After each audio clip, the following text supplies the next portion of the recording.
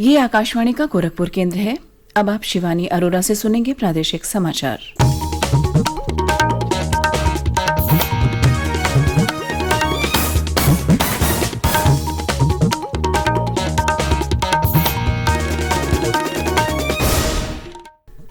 पहले मुख्य समाचार। प्रधानमंत्री नरेंद्र मोदी कल 6 राज्यों के 116 जिलों में 50,000 करोड़ रुपए के प्रावधान के साथ गरीब कल्याण रोजगार अभियान का शुभारंभ करेंगे। मुख्यमंत्री योगी आदित्यनाथ ने कोविड अस्पतालों में इस माह के अंत तक बेड की संख्या को बढ़ाकर 1.5 लाख करने के निर्देश दिए।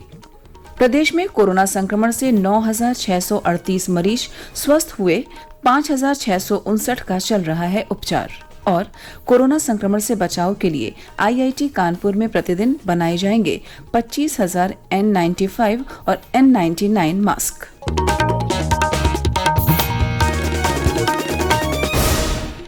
अब समाचार विस्तार से। प्रधानमंत्री नरेंद्र मोदी ग्रामीण क्षेत्रों में आजीविका के साधन उपलब्ध कराने के लिए कल गरीब कल्याण रोजगार योजना की शुरुआत करेंगे। प्रधानमंत्री बिहार के खगड़िया जिले के तेलिहार गांव से वीडियो कॉन्फ्रेंस के जरिए इस अभियान का शुभारंभ करेंगे। इस योजना का उद्देश्य अपने राज्यों को लौटे मजदूरों और ग्रामीण लोगों को जीवन यापन के अवसर उपलब्ध कराना है। 125 दिनों के इस अभियान को मिशन मोड में लागू किया जाएगा। यह अभियान उत्तर प्रदेश, बिहार, मध्य प्रदेश, झारखंड और ओडिशा के उन 116 जिलों में लागू किया जाएगा जहां लौटने वाले श्रमिकों की संख्या 25,000 से ज्यादा रही है। इन जिलों में 27 आकांक्षी जिले भी शामिल हैं। इन जिलों के माध्यम से वापस लौटे श्रमिकों में से 2/3 को रोजगार मिलने का अनुमान है।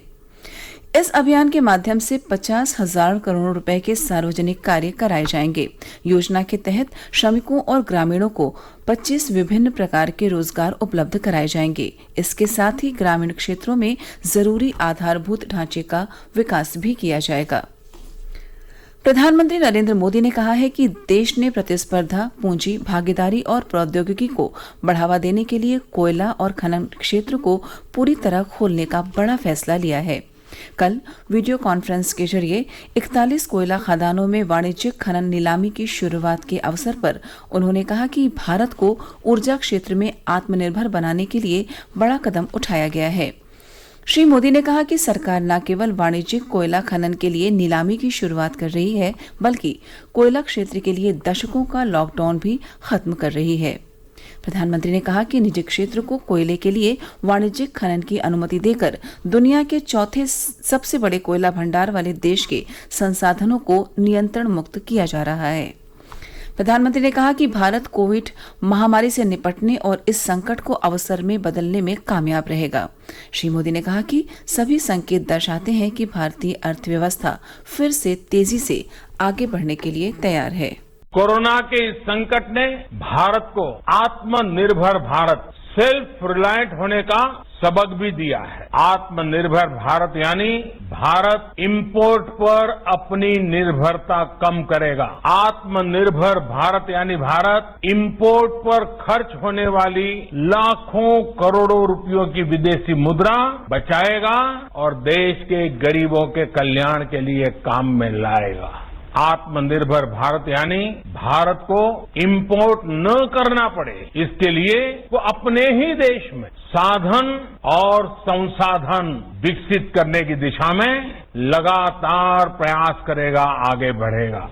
मुख्यमंत्री योगी आदित्यनाथ ने प्रदेश के कोविड अस्पतालों में इस माह के अंत तक बेड की संख्या को बढ़ाकर 1.5 लाख करने के निर्देश दिए हैं।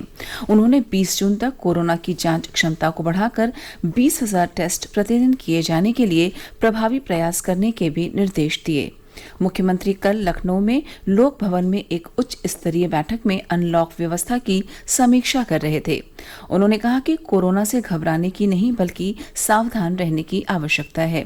श्री योगी ने कहा कि यह सुनिश्चित किया जाए कि बिना मास्क कोई बाहर न निकले और सोशल डिस्टेंसिंग का हर हाल में पालन हो। उन्होंने कंटेनमेंट जोन में पूरी सख्ती बरतने के निर्देश दिए हैं। मुख्यमंत्री ने सभी जनपदों के अस्पतालों की व्यवस्थाओं की सीधी जानकारी प्राप्त करने के लिए शासन स्तर पर विशेष सचिव स्तर के एक अधिकारी को नामित करने के भी निर्देश दिए।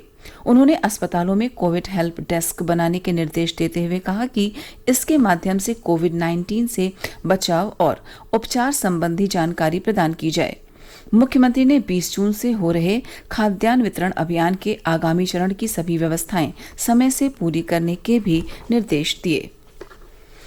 इस वर्ष 21 जून को अंतर्राष्ट्रीय योग दिवस समारोह की शुरुआत प्रधानमंत्री नरेंद्र मोदी के संदेश के साथ होगी। दूरदर्शन सुबह 6:30 बजे से इसका प्रसारण करेगा। इस वर्ष कोरोना के कारण मुख्य ध्यान इस बात पर दिया जा रहा है कि लोग घरों में ही अपने परिजनों के साथ योग करें। प्रादेशिक समाचार आप आकाशवाणी गोरखपुर से सुन रहे हैं। केंद्रीय मंत्री प्रकाश जावड़ेकर ने कहा कि भारत हमेशा शांति के पक्ष में रहा है और शांति चाहता है, लेकिन आवश्यकता के अनुसार माकूल जवाब देने में भी उसे कोई संकोच नहीं है। भोपाल में आकाशवाणी समाचार से बातचीत करते हुए श्री जावड़ेकर ने कहा कि देश एकजुट है और अपने सैनिकों के साथ खड़ा है। उन्होंने कहा कि भारत ने हाल की घटनाओं को बहुत गंभीरता से लिया है और इस संकट की घड़ी में राजनीतिक बयानबाजी करने से बचने और समय के अनुसार खरा उतरने की आवश्यकता है। मीडिया में झूठी खबरों की प्रवृत्ति के बारे में उन्होंने कहा कि इसे बर्दाश्त नहीं किया जाएगा। उन्होंने कहा कि सही जानकारी प्राप्त करना लोगों का अधिकार है। श्री जावड़ेकर ने कहा कि सूचना और प्रसारण मंत्रालय ने झूठी खबरों का पर्दाफाश करने के लिए पीआईबी में तथ्य जांच यूनिट का गठन किया है। उन्होंने कहा कि ऐसी तथ्य जांच यूनिट राज्यों में भी गठित की जा रही है ताकि सही सूचना तक लोगों की पहुंच कायम हो। प्रदेश में कोरोना संक्रमण से 9,638 मरीज ठीक हुए हैं। वहीं कोरोना संक्रमण के मामलों की कुल संख्या बढ़कर 15,785 के पार कर गई है। राज्य में 5,659 सक्रिय मरीज हैं। पिछले 24 घंटों के दौरान राज्य में 630 नए कोविड-19 के मामले मिले हैं। राज्य में अब तक इस बीमारी से 488 लोगों की मौत हुई है। प्रदेश के प्रमुख सचिव चिकित्सा और स्वास्थ्य अमित मोहन प्रसाद ने कल लखनऊ में पत्रकारों को बताया कि राज्य में कोरोना टेस्टिंग की संख्या लगातार बढ़ रही है और बुधवार को 16,546 टेस्ट हुए। उन्होंने बताया कि इस समय राज्य में 23 राजकीय और 11 निजी क्षेत्र के जांच केंद्र कार्यरत हैं। देश में कोविड-19 से स्वस्थ होने वालों की संख्या लगातार बढ़ रही है और यह लगभग 53% हो गई है। अब तक करीब 1,94,324 मरीज ठीक हो चुके हैं। करीब 1,60,000 मरीजों का इलाज चल रहा है। केंद्रीय स्वास्थ्य और परिवार कल्याण मंत्रालय के अधिकारी ने कल बताया कि पिछले 24 घंटों के दौरान 1,65,000 से ज्यादा कोविड नमूनों की जांच की गई। अब तक 62 लाख से ज्यादा नमूनों की जांच की जा चुकी है। जांच में तेजी लाने के लिए सरकारी प्रयोगशालाओं की संख्या बढ़ाकर 699 जबकि निजी प्रयोगशालाओं की संख्या बढ़ाकर 254 कर दी गई है। कानपुर स्थित भारतीय प्रौद्योगिकी संस्थान हर रोज 25,000 N95 और N99 ग्रेड के फेस मास्क बनाने जा रहा है। इसका उद्देश्य कोविड-19 महामारी से लड़ने के देश के सामूहिक प्रयासों में योगदान करना है। किसी भी IIT संस्थान अथवा प्रौद्योगिकी व्यापार इनक्यूबेटर द्वारा अपनी तरह का यह पहला प्रयास है। एक रिपोर्ट। इन N95 और N99 फेस मास्क का उत्पादन IIT कानपुर के बिजनेस इंक्यूबेटर के परिसर में ई-स्पिन नैनोटेक और इंडीमा फाइबर्स के सहयोग से किया जाएगा। उत्पादन के दौरान किसी भी संभावित संक्रमण को रोकने के लिए निर्माण की प्रक्रिया पूरी तरह स्वचालित रखी गई है। IIT कानपुर के निदेशक प्रोफेसर अभय करांडीकर ने कहा कि फेस मास्क इस वक्त एक जरूरत बन चुके हैं और इस पहल के पीछे विचार ये था कि किसी भी व्यक्ति को पैसे की कमी या मास्क की उपलब्धता न होने की वजह से इससे वंचित न रहना पड़े। ये मास्क बहुत ही सस्ती कीमत पर आम जनता के लिए उपलब्ध होंगे। इसके साथ ही लोग इन मास्क को कंपनी की वेबसाइट के अलावा कई प्रमुख ई-कॉमर्स प्लेटफॉर्म पर भी खरीद सकेंगे। सुशील चंद्र तिवारी, आकाशवाणी समाचार, लखनऊ। मेरठ में कोविड-19 के नोडल अधिकारी पी गुरु प्रसाद ने कल IMA के पदाधिकारियों के साथ बैठक की। उन्होंने कहा कि निजी क्लिनिक सरकार द्वारा निर्धारित प्रोटोकॉल के अनुसार OPD का संचालन कर सकते हैं। उन्होंने अस्पतालों से कोविड-19 विशेष अस्पताल संचालित करने के लिए आगे आने की भी अपील की। उधर जनपद में कोरोना वायरस के बढ़ते मामलों के बीच जिलाधिकारी अनिल ढींगरा ने लोगों से आग्रह किया कि वे कोरोना के लक्षण दिखाई देने पर तुरंत जांच कराएं ताकि जल्द इलाज मिल सके और इस महामारी से होने वाली मृत्यु दर को कम किया जा सके। अंत में इस बुलेटिन के मुख्य समाचार एक बार फिर। प्रधानमंत्री नरेंद्र मोदी कल 6 राज्यों के 116 जिलों में 50,000 करोड़ रुपए के प्रावधान के साथ गरीब कल्याण रोजगार अभियान का शुभारंभ करेंगे। मुख्यमंत्री योगी आदित्यनाथ ने कोविड अस्पतालों में इस माह के अंत तक बेड की संख्या को बढ़ाकर 1.5 लाख करने के निर्देश दिए।